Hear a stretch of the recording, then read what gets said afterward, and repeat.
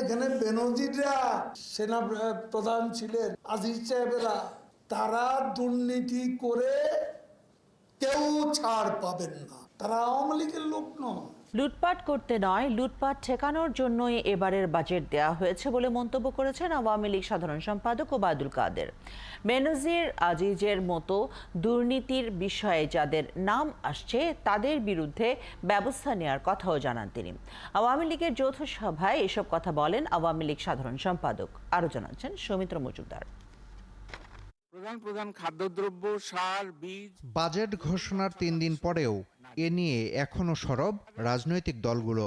সরকারি দল বাজেটকে কল্যাণমুখী বললেও বিরোধী পক্ষ বলছে এটি লুটপাটের বাজেট। বিরোধীদের সেই অভিযোগ উড়িয়ে দিয়ে রবিবার ক্ষমতাসীন আওয়ামী লীগের সাধারণ সম্পাদক ফের বললেন, লুটপাট করতে নয়, লুটপাট ঠেকাতেই এবারের বাজেট।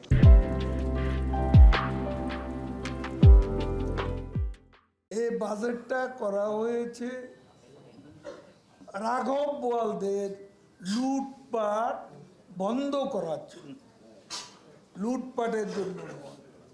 এই যে বিএনপি যে লুটপাটের রাজত্ব সৃষ্টি করেছিল এবং দেশকে ধ্বংসের দ্বার প্রান্তে নিয়ে গিয়েছিল, অন্ধকার গব্য থেকে শেখ হাসিনা এই দেশকে উদ্ধার করেছে। লুটপাট করার জন্য নয়, লুটপাট আমরা বন্ধ করেছি। বেনজির আহমেদ আর আজিজ আহমেদের প্রসঙ্গ তুলে ধরে ওবায়দুল কাদের বললেন, দুর্নীতিবাজ যত বড়ই হোক কেউই পার পাবে না। তাদের সময় আশরাফুল হুদা, রকিবুল হুদা, এসপি কোহিনুর, এদের বিচার কে করেছে? এখানে বেনজিররা সেনা প্রধান ছিলেন, আজিজ সাহেবেরা, তারা দুর্নীতি করে কেউ ছাড় পাবেন না, তারা আওয়ামী লীগের লোক নয়। আন্দোলনের নামে বিএনপি লাশের রাজনীতি করতে চেয়েছিল, সেই অপরাধেই তারা শাস্তি পাচ্ছে। জনগণ যে আন্দোলনে সম্পৃক্ত নয়, সেই আন্দোলন এই দেশে কখনো সফল হয় না। পার্শ্ববর্তী দেশের সাথে ভালো সম্পর্কের ফলে সীমান্তে হত্যা কমেছে বলে দাবি করেন আওয়ামী লীগ সাধারণ সম্পাদক।